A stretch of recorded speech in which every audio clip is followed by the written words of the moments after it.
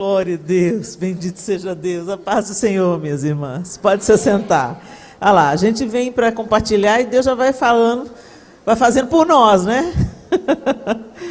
Ai, que delícia, bendito seja Deus, é tão bom, é tão reconfortante quando o Senhor, que não precisa de nos dar relatório de absolutamente nada, Ele é Deus e a gente confia que Ele nos ama, nesse amor perfeito que Ele tem, mas é tão gostoso quando o Senhor, na sua infinita bondade, graça e misericórdia, Ele nos lembra do seu amor, do seu cuidado, e que às vezes pessoas que você não conhece estão orando por você, entrando na brecha pela sua vida, pelas batalhas que você luta, e é tão bom a gente saber disso, né? Bendito seja o Senhor. Ele está levantando pessoas que nem sabem o seu nome. Um tempo atrás, o Senhor me despertou pela madrugada para orar pelas pessoas encarceradas no Egito. Sabe-se lá, Deus, o que estava acontecendo naquela cadeia? Entendeu? Acho assim, gente, que quando a gente obedece à voz do Espírito Santo, naquele grande dia, tanta coisa boa a gente vai saber. Tanta coisa que Deus mudou através da sua intercessão. E eu tenho certeza que Ele não levantou só a mim. Ele deve ter levantado pessoas em todo o mundo, de línguas diferentes, pessoas que nunca pisaram no Egito, pessoas que nunca estiveram numa prisão no Egito, mas a oração entra lá e o Senhor faz o que só Ele pode fazer em todo o tempo. Eu estou muito grata a Deus por estar nessa casa, por conhecer essa família, e muito bom que você veio estar conosco. Eu sei que você veio não por minha causa. Se você veio por minha causa, Deus vai mudar a sua motivação agora. Porque eu sou uma mulher como você, com qualidades e muitos defeitos. Eu sou uma mulher limitada, uma mulher que tem dias bem abençoados, dias difíceis, dias desafiadores e dias de vitória. Todas nós, né? Grande é Ele, poderoso é Ele, soberano é Ele, majestoso é Ele, a glória é toda para Ele. Amém? É tudo sobre Ele. Não é nada sobre a Helena, é tudo sobre o Senhor. Amém? Então que nossa motivação seja ajustada agora.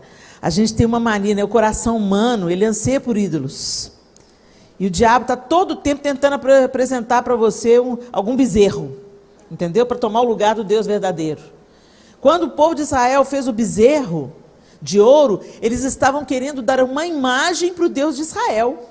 Vocês sabiam disso? Eles já estavam ouvindo as maravilhas que Deus de Israel tinha feito. Eles já sabiam que existia o Deus que tinha tirado do Egito, mas eles resolveram formar uma imagem para o Deus de Israel. E o Senhor não autorizou eles a fazer isso. E isso demonstra para a gente, mostra para a gente o coração humano. Como nós nos afeiçoamos àquilo que a gente pode ver, tocar, não é? É mais fácil eu fazer um bezerro de ouro do que eu crer, confiar e adorar um Deus que eu não vejo, um Deus invisível, né? Então, sempre o diabo está tentando um bezerrinho de ouro. Então, o primeiro ensino da noite, a glória de Deus é só de Deus. Seres humanos são seres humanos, limitados, dependentes, carentes, com problemas de caráter, com problemas na família, sabe? Cada um de nós sabe de onde que aperta o sapato. Então, Deus pode usar as pessoas, Ele usa as pessoas, bendito seja Deus por isso. Ele usa as pessoas por graça e misericórdia. Não é porque um é maior do que o outro, um é melhor do que o outro, um é mais espiritual do que o outro, não. Ok? Ele usa pela sua misericórdia e graça, Ele usa porque Ele tem propósito. Enquanto Ele está me usando aqui para falar com no seu coração, Ele também está usando vocês na minha vida. Talvez Ele tenha me colocado para pregar o Evangelho, porque o meu ouvido é o mais perto da minha boca e eu tenho que ouvir essa mensagem muitas e muitas vezes. Então, por mais tentação que você tenha de colocar um homem no... Sabe? Não, Helena, as pessoas me falam, não, mas eu te admiro. Mas dá glória para Deus. Mas tira uma foto comigo, que eu te amo. Não, não mexe com isso não. Gente, vamos tirar os carrapichos do mundo? Vamos tirar os carrapichos do mundo? A cultura do século é que fala que o ídolo pop é que você quer tirar uma foto, porque te agrega valor no Facebook, entendeu? No reino de Deus não é assim. No reino de Deus é tudo para a glória de Deus e sobre a glória de Deus. Entendeu? Então vamos mudar esses hábitos, gente. Às vezes a gente vem do mundo, mas traz as sacolas de lixo do mundo. E continua agindo dentro da igreja como a gente agia no mundo. Então antes corria atrás do carro da Anitta. Agora corre atrás do carro da Ana Paula Valadão. Não, gente. Ok? Não corre atrás de... Você corre atrás de Jesus. Corre atrás. Cola nele. Queira tudo que ele tem para você. Ok? E quanto aos homens e mulheres que Deus está usando, ore por eles. Eles precisam mais ainda, porque o diabo está mirando neles. Ok? Então, ore por eles, abençoe a vida deles. Se eles falharam com vocês, perdoa eles e vida que segue. Mas se apegue ao Senhor. É importante a gente trazer essa palavra, gente. Porque às vezes as pessoas continuam com os hábitos que elas tinham lá no século. E elas trazem isso para a igreja como se fosse natural. Mas isso não é natural. Natural no povo de Deus é a gente render glórias ao nome do Senhor e somente a Ele. Abra sua Bíblia comigo em Mateus, capítulo 5. Esse capítulo que é a espinha dorsal do Evangelho de Jesus Cristo. Esse capítulo 5 de Mateus, ele é um resumo, uma estrutura sobre o Evangelho, sobre aquilo que o Senhor veio anunciar, sobre aquilo que Ele veio fazer, sobre aquilo que Ele veio propagar. Eu vou usar a NVT, a nova versão transformadora. Então, se sua Bíblia for um pouquinho diferente da minha, não se apoquente, você vai entender. É a mesma coisa, gente, só uma tradução diferente, com uma linguagem mais atual, ok?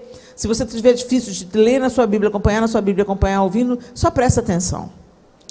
A partir do verso 1 do Evangelho segundo Mateus, no capítulo 5, a palavra do Senhor diz assim: certo dia, quando Jesus viu que as multidões se ajuntavam, subiu à encosta do monte e ali sentou-se. Seus discípulos se reuniram ao redor e ele começou a ensiná-los. Diga comigo, ensiná-los. Aí olha para a mulher que está do seu lado e fala: Jesus vai ensinar. Presta atenção. Verso 3. Felizes os pobres de espírito, pois o reino dos céus lhes pertence. Felizes os que choram, pois serão consolados. Felizes os humildes, pois herdarão a terra. Felizes os que têm fome e sede de justiça, pois serão saciados. Felizes os misericordiosos, pois serão tratados com misericórdia. Felizes os que têm coração puro, pois verão a Deus. Felizes os que promovem a paz, pois serão chamados filhos de Deus. Felizes os perseguidos por causa da justiça, pois o reino dos céus lhes pertence. Felizes são vocês, quando por minha causa sofrerem zombaria e perseguição, e quando outros, mentindo, disserem todo tipo de maldade a seu respeito. Alegrem-se e exultem, porque uma grande recompensa os espera no céu. E lembrem-se de que os antigos profetas foram perseguidos da mesma forma. Vocês são o sal da terra. Mas se o sal perder o sabor, para que servirá? É possível torná-lo salgado outra vez? Será jogado fora e pisado pelos que passam, pois já não serve para nada. Vocês são a luz do mundo. É impossível esconder uma cidade construída no alto de um monte. Não faz sentido acender uma lâmpada e depois colocá-la sob um cesto. Pelo contrário, ela é colocada num pedestal de onde ilumina todos os que estão na casa.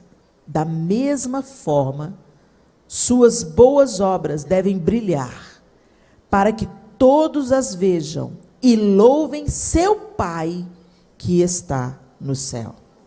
Senhor, essa é a tua palavra. E como o Senhor se assentou, Jesus, na encosta daquela montanha e ensinou aos seus discípulos, que o Senhor nos ensine aqui nessa noite, de um jeito que a nossa mente seja destravada mesmo de toda arrogância, de toda dureza, e que o Senhor fale conosco de uma maneira íntima, pessoal, particular, e nos ensine, em nome do Senhor. Nós oramos. Amém. Quando a gente olha para esse capítulo, ele é completamente na contramão do mundo que nós vivemos. O mundo em que nós vivemos nos propõe poder. Importante é ter poder. E como que a gente busca poder? A gente busca poder, alguns pelo conhecimento. Então eu vou estudar, eu vou me preparar, eu vou me posicionar e eu vou estabelecer poder pelo conhecimento. Eu gosto de ler, eu gosto de escrever, eu gosto de ensinar, eu gosto de aprender. Então eu vou me apropriar do conhecimento e eu vou ser respeitada pelo conhecimento. E a gente vê que o que a palavra de Deus diz, que o conhecimento por si mesmo tem levado o homem à loucura. Muitos que se dizendo sábios, para Romanos diz, se tornaram loucos. Porque a sabedoria desse mundo, sem o revestimento da sabedoria que vem do alto, ela é inútil, ela é vã. Ou então a gente busca poder pelo dinheiro. Não, eu quero ter um pouco mais de dinheiro. Porque se eu tiver um pouco mais de dinheiro, eu vou desfrutar de uma vida melhor, eu vou dar uma escola melhor para os meus filhos, eu vou poder fazer alguma coisa a mais. Eu vou poder fazer as viagens dos meus sonhos para postar no Instagram, para todo mundo ver como eu venci na vida. Gente, uma coisa tão entranhada na essência humana, que quando você se encontra com uma pessoa que você não vê há muito tempo, uma amiga que você não vê lá desde a época do colégio, a primeira coisa que você faz, ei, fulana, você tá boa, não sei o quê, como é que você tá? Tô bem, você, tudo bem? E aí, o que você está fazendo? Com essa pergunta você quer saber se ela casou, se ela deu certo na vida. Se ela está trabalhando, dependendo da profissão que ela te responder, não, estou trabalhando. Em que é que você trabalha? Com o que você mexe? Se ela falar assim, não, sou mãe. Mãe? A gente não fala, mas a gente pensa. Né? Ah, eu trabalho com serviços gerais. Serviços gerais? E assim a gente vai fazendo o nosso apanhado de quem venceu na vida e de quem não deu tão certo. Mas no reino de Deus não é assim. Gente, se o avião cair, quem está na primeira classe morre, quem está lá na cauda, colada no banheiro. Todo mundo, sabe, quando acaba o jogo de xadrez, todas as peças vão para a mesma caixa. E a vida é essa. Não interessa o tanto de dinheiro que você tem. Recentemente eu fui lá conhecer a casa do Steve Jobs. O Steve Jobs, se você não sabe quem é o cara que inventou o iPhone. Milionário. É tão interessante como os norte-americanos têm uma outra cabeça, né? Se o Steve Jobs fosse brasileiro, a casa dele ia ocupar 2 quarteirões. Mas quando eu cheguei lá na casa dele, a cerca baixa, uma casa comum, a família dele mora lá até hoje, num bairro simples. Você pensa assim, que coisa. Os ricos daqui não ostentam. Aqui no Brasil, os pobres ostentam. Né? A gente peleja para comprar uma bolsa da Louis Vuitton, e se não conseguir comprar, a gente aluga. Tem gente que aluga bolsa de marca, ou não, você caça uma cópia idêntica. Para impressionar, pega a bolsa da Louis Vuitton e pega ônibus. Gente, Brasil tem que ser estudado, né? Brasileiro tem que ser estudado, né? Fala sério. A gente gosta de ostentar. Nada a ver com o reino de Deus. Às vezes a gente está passando um perrengue, mas lá no Instagram está tudo bonito. Eu conheço uma pessoa, gente, que eu conheço a casa dela. Eu sei que ela estava morando naquele imóvel há pouco tempo, passando muita dificuldade. E hoje, aquele dia era ela que estava passando dificuldade, mas podia ser eu. Que a vida é cíclica, né? A vida é uma roda gigante. Então não se gaba de nada, não, porque tem hora que você está lá em cima, tem hora que você está lá embaixo. Né? Deus é didático. Então, fica firme aí, tá? E essa pessoa que eu conheço muito bem, eu sei que ela estava morando naquela casa há pouco tempo, debaixo de muita dificuldade. E a casa dela, eu conhecia a casa dela. Eu fui lá, eu ajudei a arrumar a casa, da mudança e tudo. E passou um tempo que ela morava naquela casa, todo mundo postando que estava viajando para não sei aonde, não sei aonde. Pois ela tirou uma foto de canga, chapéu e óculos, ficou na varanda assim como se ela estivesse na praia. Em Minas Gerais nem mar tem, gente. E aí ela falou lá nos dizeres do post que ela estava na praia, curtindo a praia. Eu falei, Senhor Jesus, eu conheço essa varanda, ela não está na praia não. Precisa disso não, gente, não precisa disso. Mas hoje, nós somos levados à disputa, porque a gente fica comparando a nossa vida com a vida dos outros. E nós nunca fomos tão infelizes. Que geração infeliz, meu Deus. Nunca houve tanta liberdade, tanto acesso, tanta informação e tantos pulsos cortados. Nós estamos adoentados emocionalmente, porque nos distanciamos do projeto de Deus para a vida do ser humano e abraçamos o projeto dessa cultura, desse tempo. E essa cultura não se submete a Deus. Então eu quero te falar uma coisa, minha linda. Não se curve e não abrace uma cultura que rejeita Deus, porque você vai se autodestruir. Aqui nesse Sermão do Monte, Jesus está colocando como Deus, o Todo-Poderoso, vê as coisas. Como Ele estabelece as coisas. E como é tão ao contrário do que a gente vê hoje no nosso tempo. E ele começa dizendo, felizes os pobres de espírito. Quando você usa esse termo no século 21, e presta atenção, para se estabelecer uma cultura, você tem que mudar a linguagem. Você começa, as pessoas, você muda os termos, você muda a linguagem, as pessoas primeiro assimilam um novo jeito de falar, depois elas assimilam a nova maneira de pensar, e depois, então, finalmente, elas coroam as suas vidas agindo daquela maneira. E isso tem sido através dos séculos, mas agora mais do que nunca, você vê uma briga por mudar a nossa linguagem. Não é mais sexo, é gênero. Não é mais casamento, é união estável, contrato. As coisas começam mudando o termo e depois, por fim, acabam mudando comportamentos. Então, a cultura se estabelece primeiro na linguagem. Aí você vê o poder da palavra. Deus cria todas as coisas pela palavra. E como Satanás sabe que a palavra ela tem um poder criador, ele quer então distorcer a palavra, ele distorce a palavra muda a maneira de pensar, uma nova maneira de pensar, muda o procedimento. Por isso que o apóstolo Paulo, ele fala no capítulo 12 de Romanos, ele fala muito claramente, não imitem o comportamento e os costumes deste mundo, mas deixem que Deus os transforme por meio de uma mudança em seu modo de pensar, a fim de que experimentem a boa, agradável e perfeita vontade de Deus para você. Então o apóstolo Paulo está dizendo, você tem que todos os dias submeter os seus pensamentos, a sua forma de pensar à palavra de Deus. É a palavra de Deus que rege a sua maneira de agir, de lidar com o outro, de viver os seus relacionamentos, de pensar, de construir. É a palavra de Deus que é o nosso farol. Por isso que você tem uma preguiça de ler a Bíblia.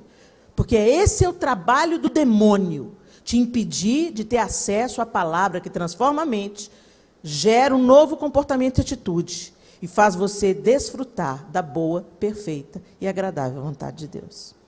Então a gente é crente, está na igreja, carrega Jesus nos dizeres das camisetas, mas estamos pesadas, angustiadas, depressivas, precisando desesperançadas,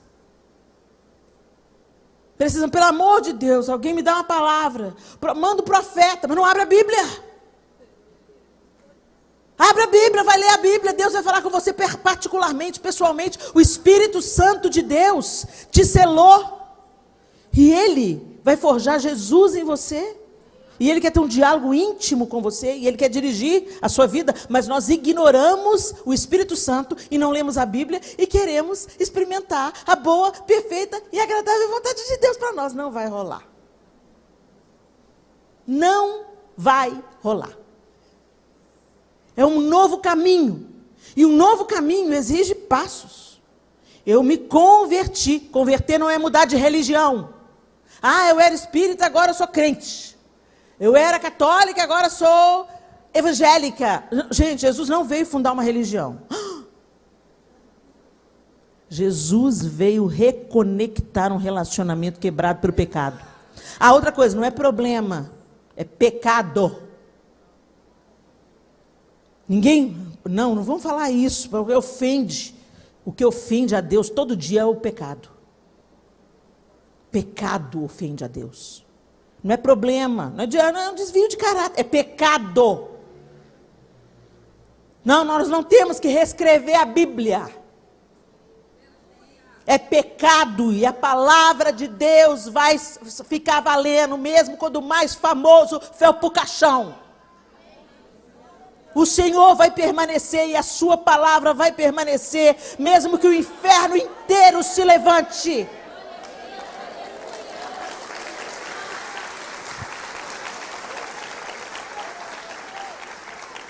A Bíblia não precisa de ser atualizada nem reescrita. Nós é que precisamos de nos humilharmos diante de Deus e nos submetermos ao senhorio dele.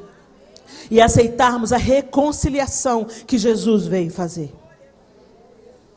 E uma vez que reconciliados, nós não vivemos mais da nossa maneira. Nós estávamos perdidos, andando, entregues aos nossos delitos e aos nossos pecados. Nos encontramos com Jesus, fomos selados com o Espírito Santo. Voltamos. Conversão é mudança de direção, mudança de mente, mudança de caminho, mudança de destino. Mas agora eu começo a caminhar para lá. Eu vou caminhando. E para eu caminhar, eu preciso conhecer Jesus.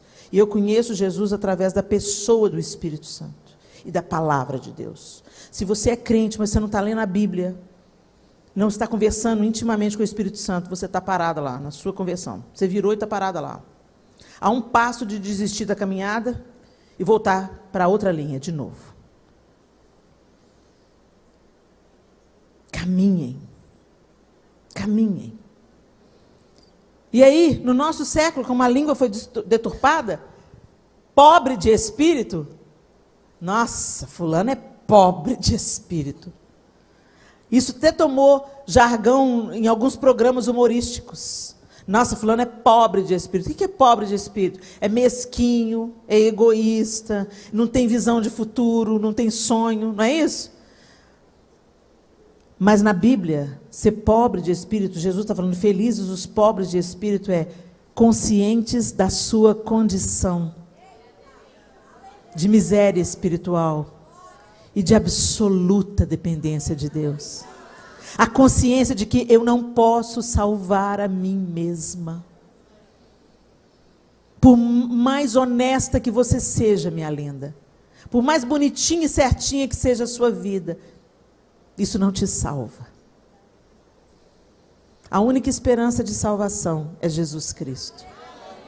Porque Deus amou o mundo de tal maneira que deu o seu único filho, para que todo aquele que nele crê não pereça, mas tenha a vida eterna. Deus vem e nos ama e manda o seu próprio filho para nos reconciliar consigo mesmo. E Jesus paga a dívida que era nossa. E o que a gente tem que fazer? Crer. Crer que Jesus é o Filho.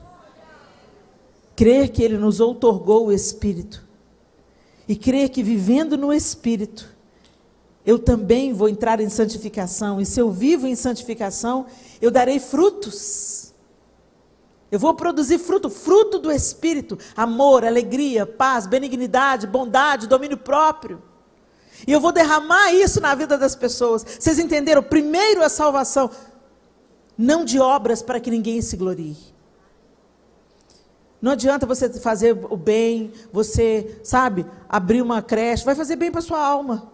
Vai fazer bem para o seu coração. Você vai pôr a cabeça no travesseiro, feliz por ter ajudado o próximo, mas isso não te salva do inferno.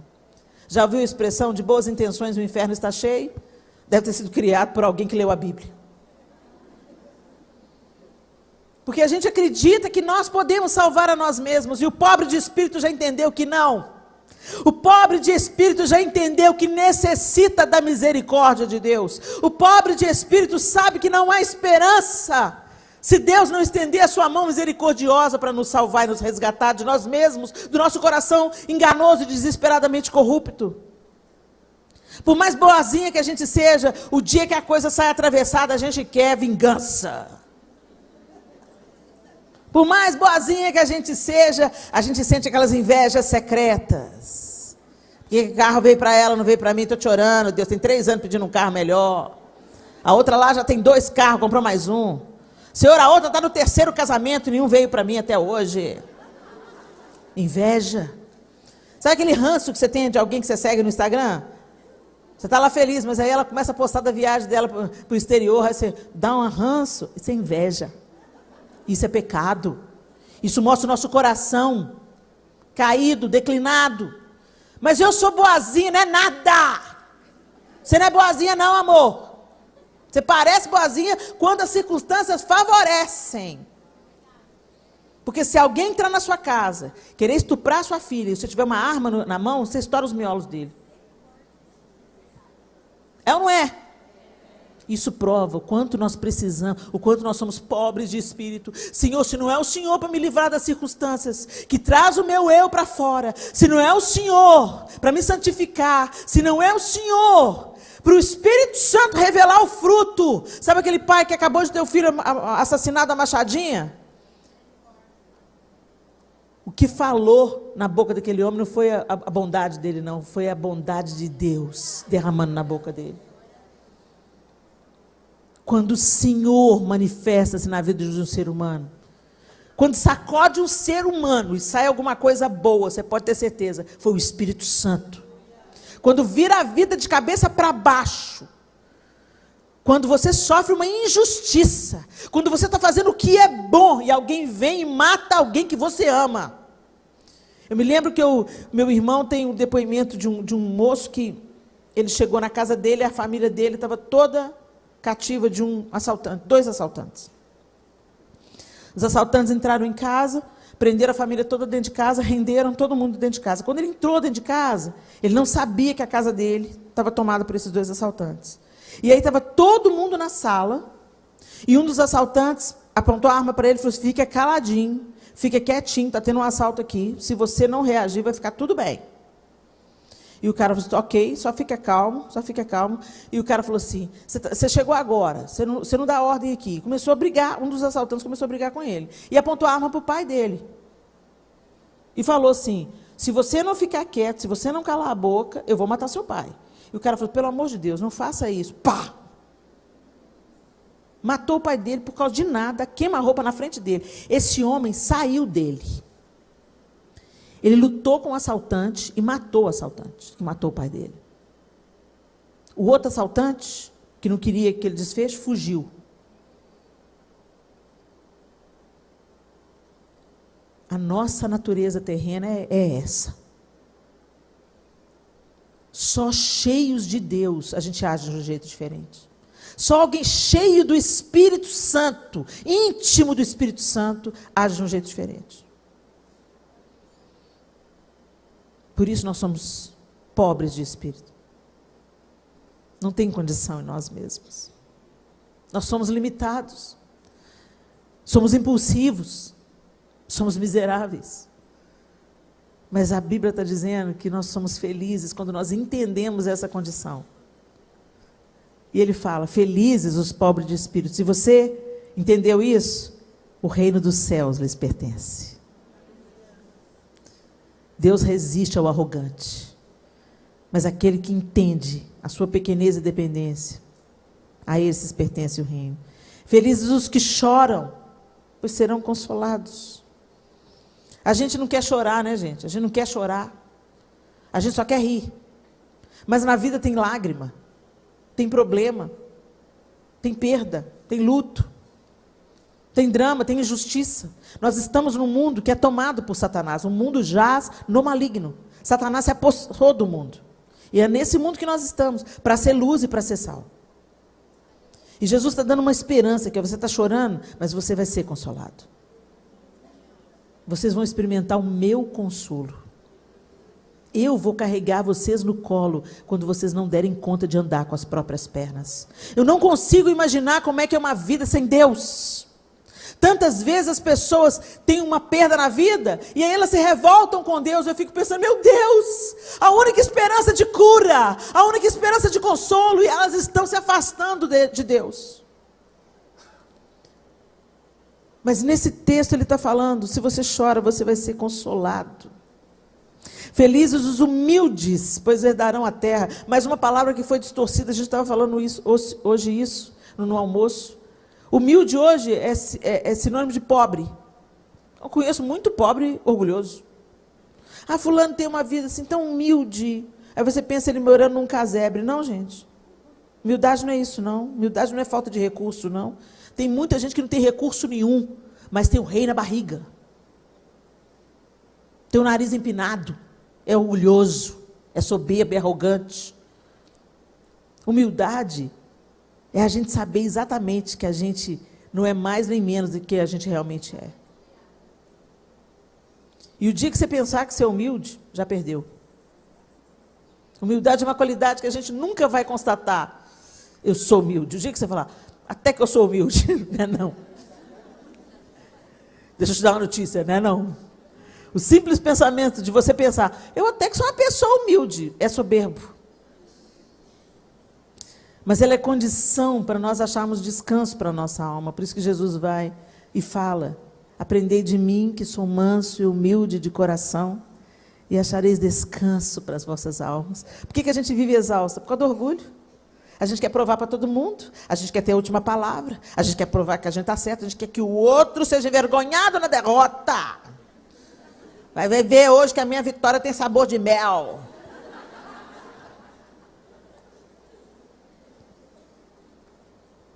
Como nós nos distanciamos do modelo de Jesus, gente. E como a gente é mais parecido com a cultura vigente do que com Cristo, que caminha na contracultura.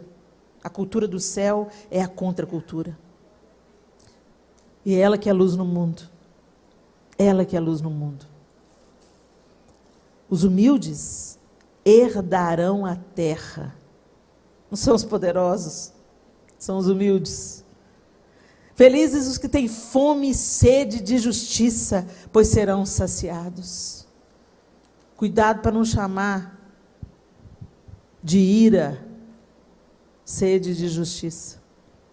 Deus não respalda os iracundos, os que querem fazer justiça com as próprias mãos, os justiceiros. Sabe? Aquele maldito, aquele fulano, quero que morra. Não tem parte com Deus quem pensa dessa forma, gente. Não tem parte com Deus. E Deus, às vezes, permite a gente passar por uns estreitos, sermos liderados por insensatos, para a gente entender que quem manda é Jesus.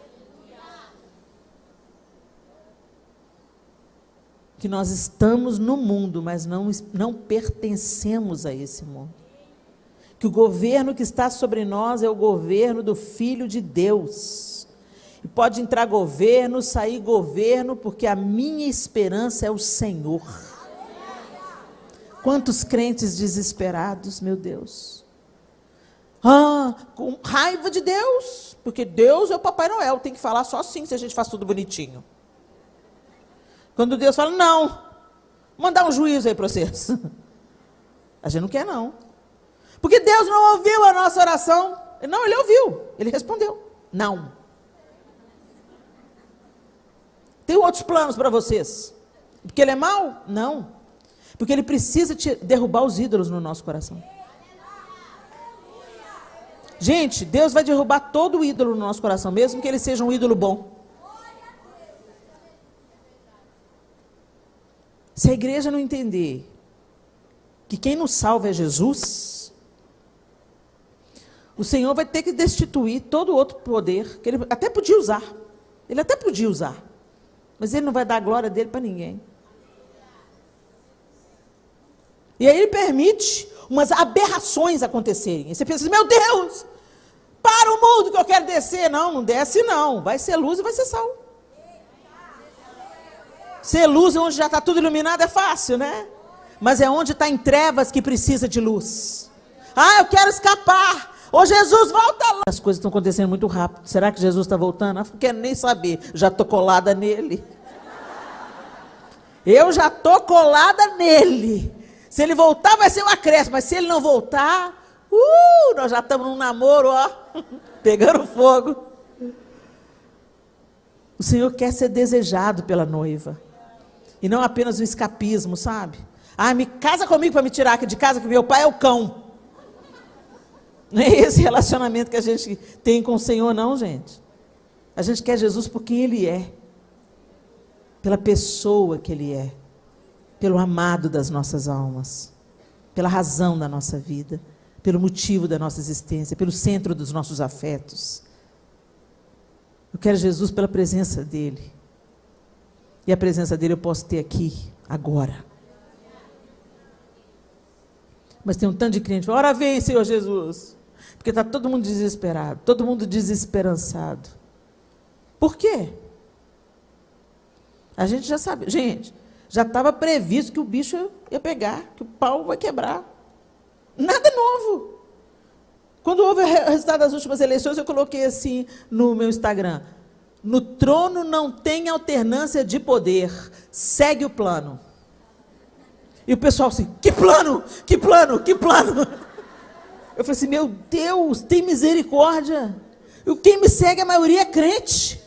Como assim segue o plano? O plano de Deus ser exaltado e glorificado, seja lá o que estiver acontecendo. O plano do evangelho ser expandido, da gente sair da nossa área de conforto para anunciar que Jesus Cristo é o Senhor, mesmo que tudo diga não. Mesmo que o aborto seja aprovado, mesmo que a ideologia de gênero seja obrigatória nas escolas, mesmo assim nós vamos continuar queimando por Jesus, orando pelas nossas crianças, nos posicionando diante de Deus.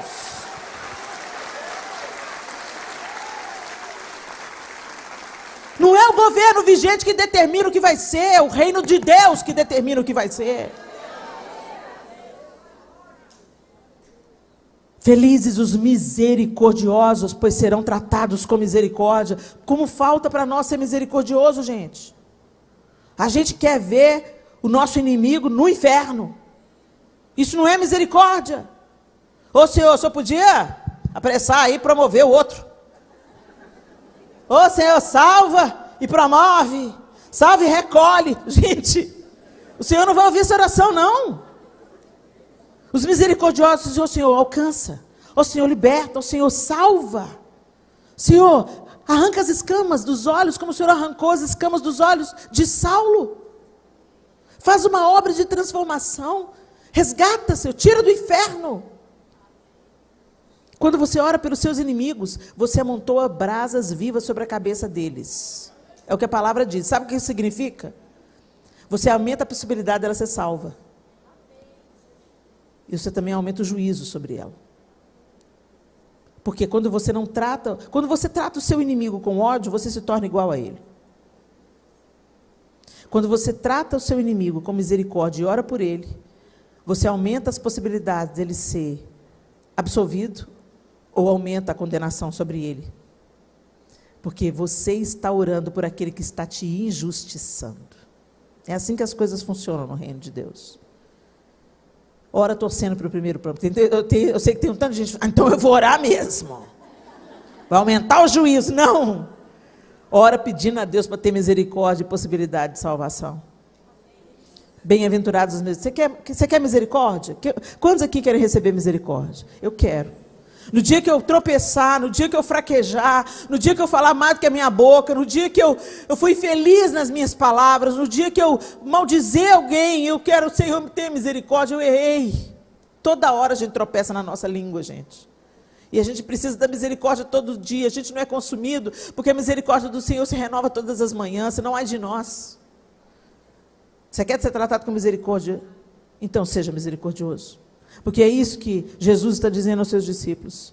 Felizes os que têm misericórdia, os misericordiosos, porque esses serão tratados com misericórdia. Felizes os que têm o coração puro, pois verão a Deus. O coração puro.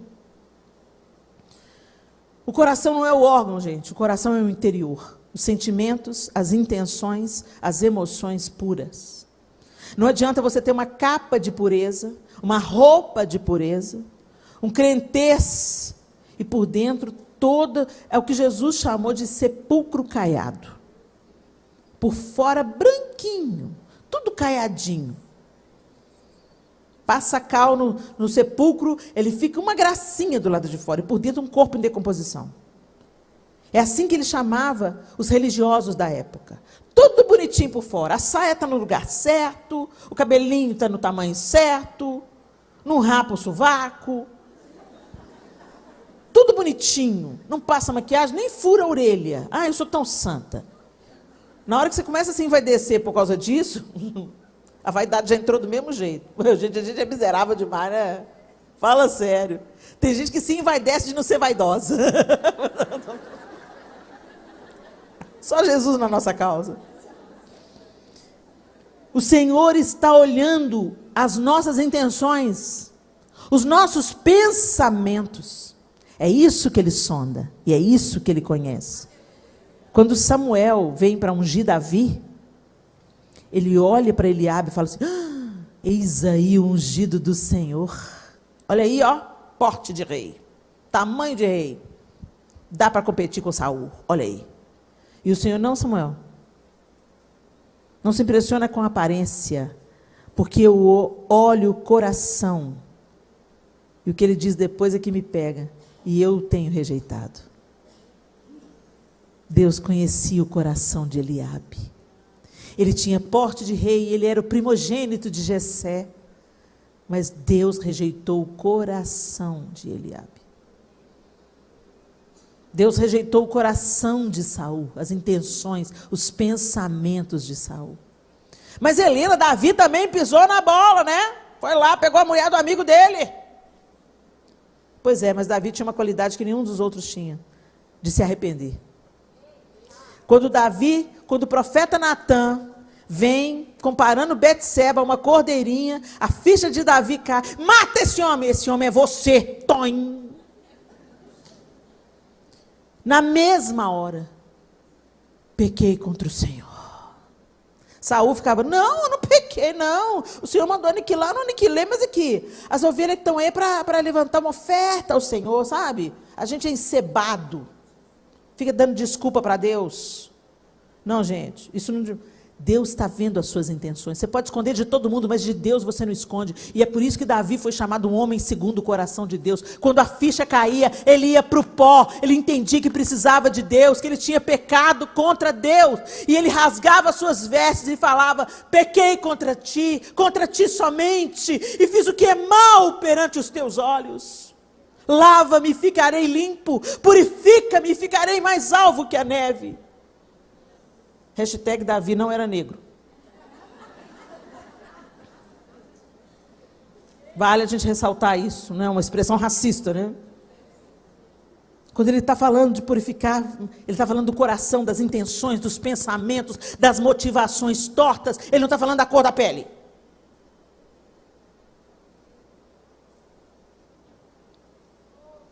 Deus, tenha misericórdia de nós.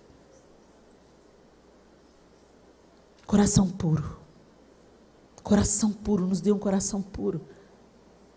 Dá-me um coração igual ao teu, meu mestre. Dá-me um coração, coração disposto a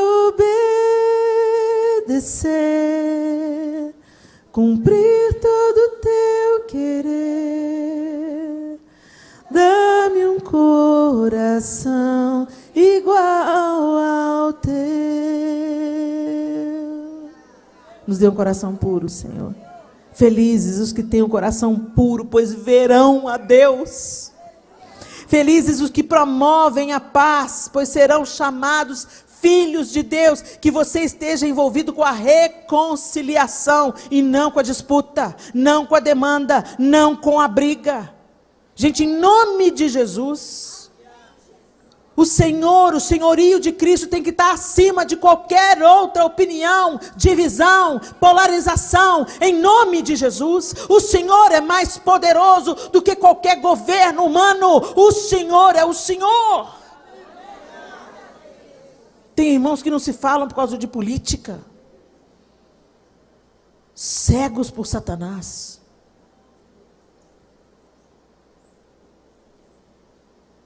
Felizes os que promovem a paz, pois serão chamados filhos de Deus. Os filhos de Deus estão empenhados pela paz.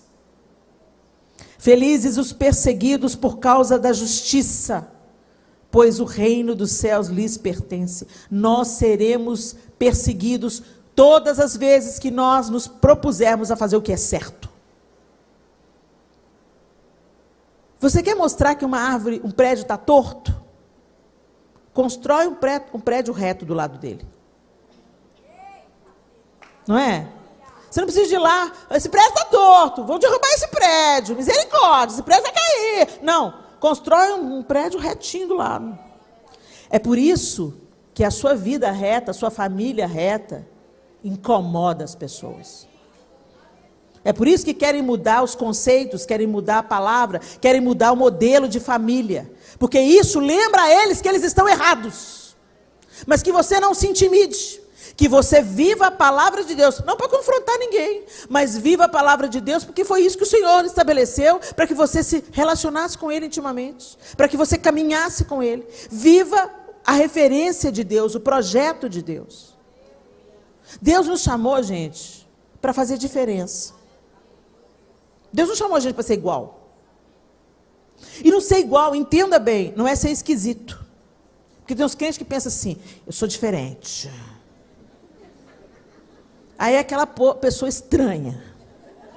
Ela não dialoga com ninguém, ela fecha a cara, os pecadores. Como se ela não fosse os leprosos. Sangue de Jesus tem poder. Não, gente, o Senhor não chamou a gente para ser esquisito, não. Nem isolado, nem eremita. O Senhor chamou a gente para dialogar, para conversar, para ser os melhores amigos, os melhores funcionários, os melhores alunos. Tudo que você fizer, que faça para a glória do Senhor. Você vai ser o aluno mais brilhante na universidade, o seu professor te persegue, os alunos zombam de você, mas você continua rindo, cumprimentando todo mundo, falando, tá tudo bem, pessoal. E é só, o crentão ridículo, tá tudo bem, eu sou o crentão ridículo. E vamos embora. Porque a sua referência é Deus, e não a cultura vigente. É isso. A sua referência de vida, o seu modelo é Deus, é Jesus. Não é a cultura. É isso. É isso que é ser diferente. Não é nem querer ficar legal. Então, peraí, deixa eu sentar aqui nessa rodinha, deixa eu pegar um baseado também, porque, né, tem gente que... Jesus amado. Não, o apóstolo Paulo, né, fiz-me maconheiro para com os maconheiros, para ganhar alguns maconheiros. Não é isso que o apóstolo Paulo está falando, não, gente. O apóstolo Paulo estava, se ele estava falando, se ele está pregando para um público com menos conhecimento que ele chegava aqui e falava essa língua, que o povo entende.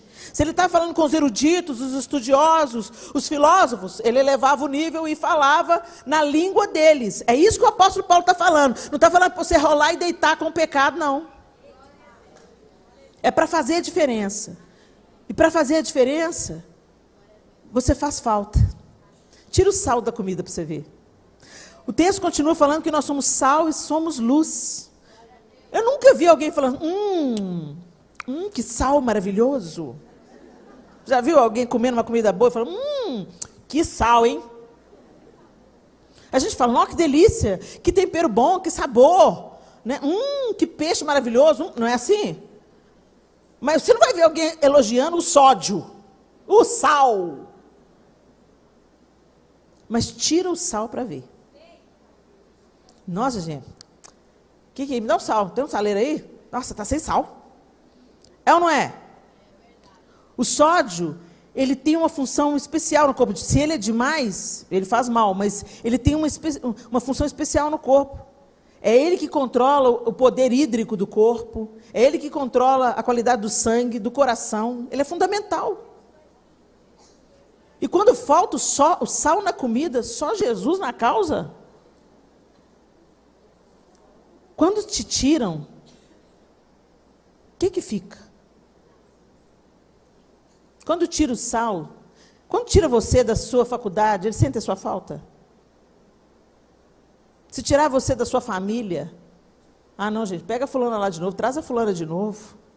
Porque ela é prestativa, ela é proativa, ela é carinhosa, ela é afetiva. Ou então, vai com Deus, a crente chata, pelo amor de Deus. Ô, capeta, depois que converteu, tá o cão. Menina chata, vai com Deus, vai morar na igreja, leva sua cama para a igreja. Se estão falando isso na sua casa, fala, Espírito Santo, vem cá, me ensina. Me ensina, Espírito Santo, porque eles não estão vendo Jesus em mim ainda. Se eu era uma boa filha, eu quero ser uma melhor filha agora. Se eu era uma boa esposa, eu quero ser uma melhor esposa. Se eu era boa mãe, que eu seja uma mãe melhor. Se eu era uma amiga fiel, eu agora quero ser mais fiel. Se eu era uma pessoa atenta às necessidades do outro, eu quero ser sal e luz, Senhor. Eu quero que a luz do Senhor entre onde eu entrar.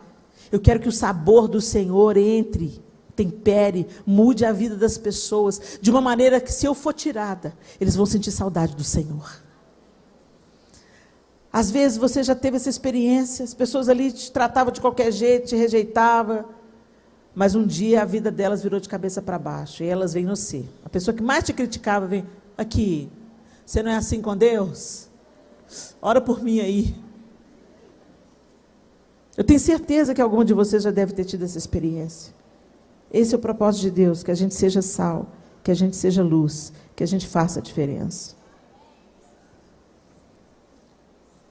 Felizes são vocês quando, por minha causa, sofrerem zombaria e perseguição. Não liga não, se alegre. Pedro, quando foi preso, ele saiu celebrando da prisão. Nós somos achados dignos de ser presos pelo nome de Jesus. Você já notou quando no Instagram você coloca assim, o eterno, Deus te abençoe, todo mundo acha legal. Você fala, Deus, vai com Deus, amém. Deus te abençoe, o Criador, o Eterno, né? Quando você fala assim, em termos gerais sobre Deus, a maioria das religiões aceitam, ou às vezes até um ateu aceita, ele crê em Deus, amém, tudo bem, fala amém para ser simpático, amém. O ateu fala amém quando você fala, Deus te abençoe, amém. Tadinha lá, ele crê em Deus. Mas ele não rejeita o nome Deus, o Criador, o Eterno. Agora fala Jesus para ver. Já notou o desconforto que o nome Jesus traz? Jesus. Eu me lembro um dia que eu estava, há muitos anos atrás, eu estava assistindo o programa Saia Justa na GNT. Ainda era aquela primeira formação de apresentadoras.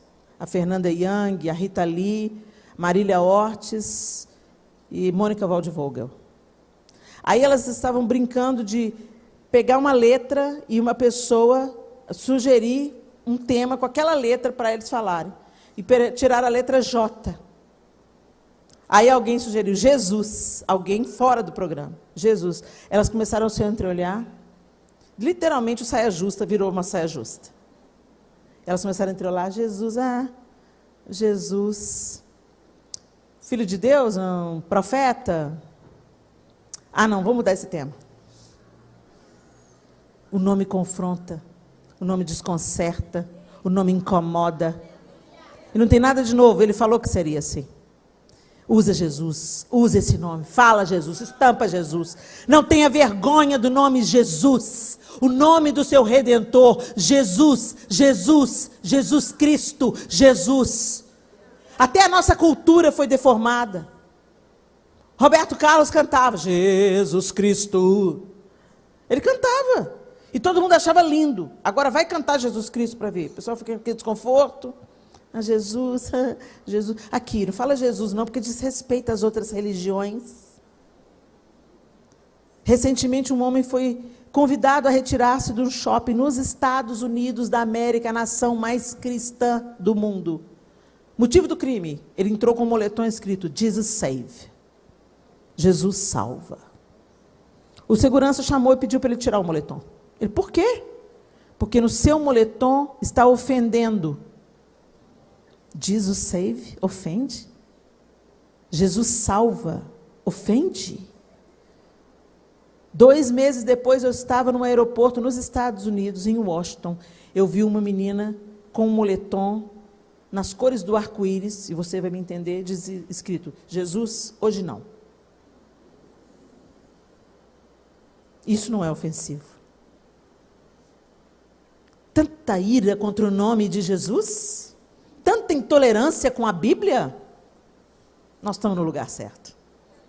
Segue o plano. Segue o plano. Ele está falando: felizes são vocês quando por minha causa sofrerem zombaria e perseguição, e quando outros mentindo disserem todo tipo de maldade a seu respeito. Alegrem-se e exultem, porque uma grande recompensa os espera no céu. E lembre-se de que os antigos profetas foram perseguidos da mesma forma. Vocês são o sal da terra. Mas se o sal perder o sabor, para que servirá? Não abraça a cultura. Abraça a cultura do céu. Dialogue, interaja, seja o melhor, seja proativo, fale o idioma deste século. Mas não seja modelado por este século. Vocês estão entendendo? Eu posso usar as redes sociais. Isso não é mundanizar a igreja, não. Eu posso usar o painel de LED. Não, isso não é mundanizar a igreja, não. Posso pintar as paredes de preto. Elas trazem mais conforto, melhora a qualidade da filmagem. Isso não é o mundo dentro da igreja, não. O mundo dentro da igreja é quando o pecado passa a ser chamado de problema. É quando alguém fala: nós temos que atualizar a Bíblia, ou reescrever a Bíblia. Ou quando aquilo que Deus fala passa a ser ofensivo. Porque o ser humano todo santo dia ofende a Deus, matando uns aos outros, estuprando, roubando, dando lugar à corrupção, cobrando abusos, impostos abusivos, sonegando impostos. Todos os dias o nome de Deus é vilipendiado e ofendido constantemente. E a gente acha que falar Jesus pode ofender a fé dos outros. É importante nós respeitarmos a fé dos outros, sem negligenciar a nossa. Propagando a nossa fé, levantando bem alto. Isso é protagonismo. Levantando o nome do protagonista. O protagonista da história quer fazer de você uma bem-aventurada. Uma mulher bem-aventurada nesse tempo, sendo humilde, sendo pobre de espírito, entendendo os seus limites, sendo a pacificadora por onde você for, sendo aquela mulher que tem sede, fome de justiça e se posiciona para defender o que é certo, para defender o abatido, para defender o oprimido, de fato e não apenas de goela. Tornando a igreja um lugar seguro para as crianças, ensinando as famílias sobre ternura, trabalhando para que casamentos sejam reconstruídos, arrancando os drogados do vício e acolhendo na casa do Senhor, apresentando para eles uma possibilidade de cura e libertação. Esse é o papel da igreja, ser uma luz flamejante como uma cidade construída em cima de um monte. Isso é protagonismo. Vivermos o propósito, o chamado, o evangelho de Jesus Cristo. Fique de pé no seu lugar.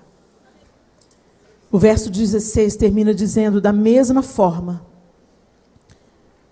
suas boas obras devem brilhar, para que todos as vejam e louvem seu Pai que está no céu. Quando Jesus está querendo dizer, não está querendo dizer que você vai promover as suas boas obras. Ele está dizendo que você vai se conectar a Ele, porque as suas boas obras sejam uma consequência de uma intimidade com Ele. Nós não fomos salvos pelas boas obras, somos salvos para boas obras. Tira o foco do nosso umbigo e começa a olhar para as necessidades ao redor e seja a resposta para essas necessidades, mesmo as menores. Às vezes uma amiga precisa de um abraço, uma visita, uma cesta de frutas. Às vezes uma amiga perdeu um bebê, vai lá orar com ela.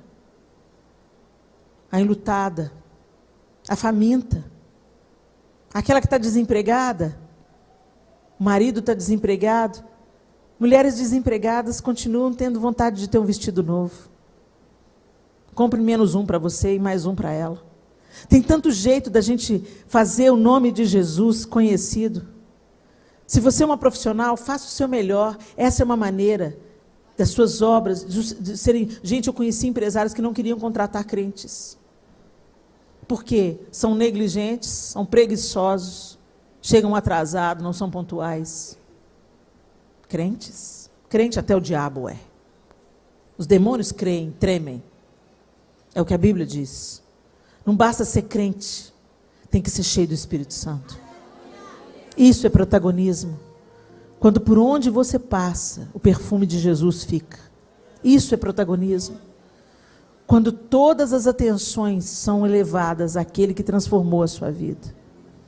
E nesse lugar onde você serve, nesse lugar onde você é resposta para a necessidade, nesse lugar, o Senhor também te cura.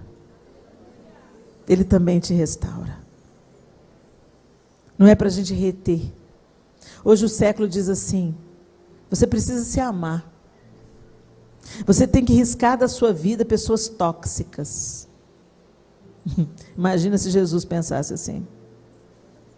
Ah, Helena, muito tóxica, irada, invejosa.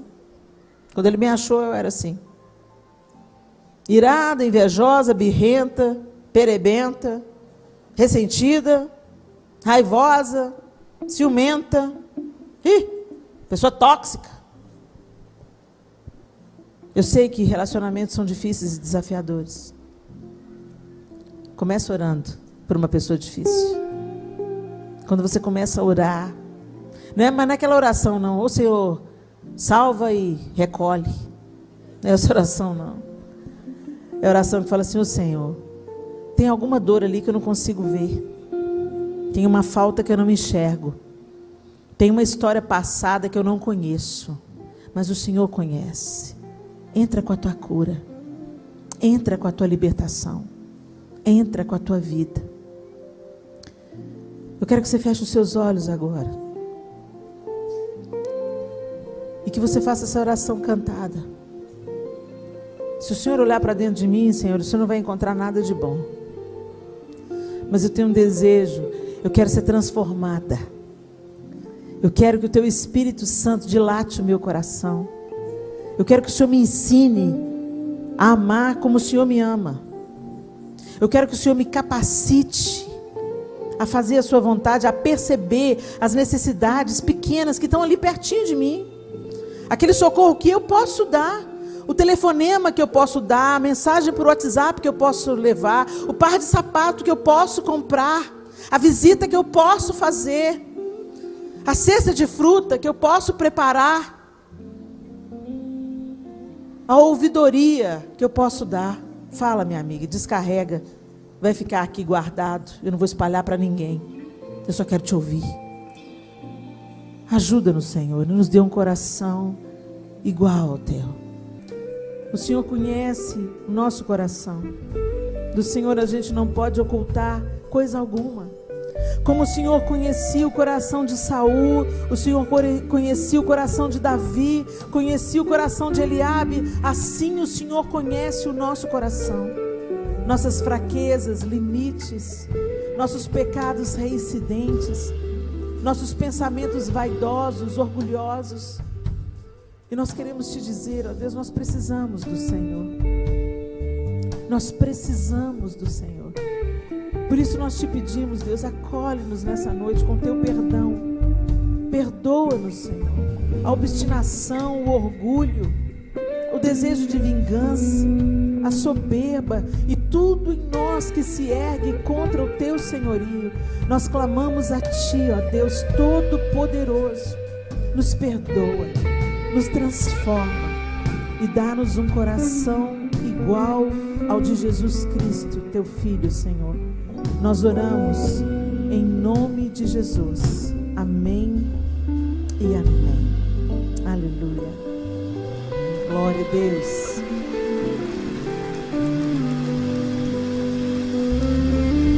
Eu quero que você escolha uma companheira aí, segure nas duas mãos dela. Ou se tiver um homem do seu lugar, seja o seu marido. Não fica sozinho não, ninguém fica sozinho. Se não der de 2, vai de 3. Olha para ela e repete assim: você é sal e luz.